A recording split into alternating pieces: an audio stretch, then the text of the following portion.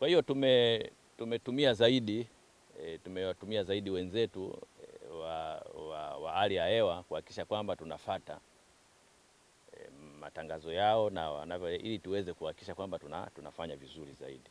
Lakini taaluma vile vile ya kilimo imetumika sana.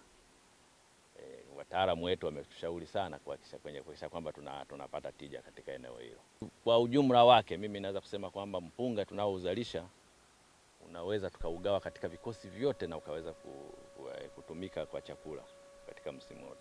Mahindi tunayozalisha tunaweza vile vile tukayagawa katika maeneo yote na yakaweza kuzalisha. Lakini vile vile mkakati huu umetupa nafasi ya kushirikiana na wataalamu zaidi. Ni katika kipindi hiki cha mkakati ushirikiano wetu na chuo kikuu cha SUA cha Sokoine umeongezeka sana. Kwa hiyo tukaanza ufugaji wa samaki kwenye matenki haya. Eneo tulichagua eneo dogo la kuanzia ambalo limetosha matenki 27 na tenki moja ambalo ni holding, kwa hiyo 28 ambalo ni tenki ambalo samaki wakishakuwa tayari kwenye matenki yale ya mviringo wako tayari kwa ajili ya kuvuliwa, wanakuja kutunzwa pale wakisubiri kuvuliwa. Mpango tulionao, tuna mpango kwamba baadaye tuwe na magari, na ndio ilikuwa plani yetu katika kuanzisha mradi huu, kwamba tunaanza kwanza na kuanzisha mradi, lakini kinachofuata ni kwamba tuwe na magari yale yanaweza kuhifadhi samaki kwa muda mrefu yenye mafriji.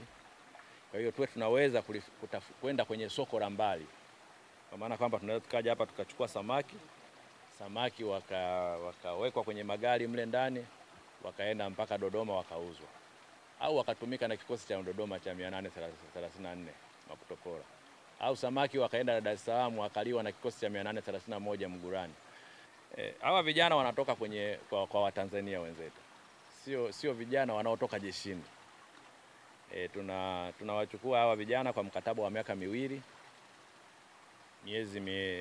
miezi minne ya awali wanafanya mafunzo ya kijeshi kwa maana kwamba wawe walinzi wa taifa, lakini miezi 20 wanajifunza uzalishaji mali na zikiwepo stadi za kazi kama hii. Hii ni sehemu mojawapo ya taaluma ambayo wanatoka nayo ndani ya Jeshi la Kujenga Taifa.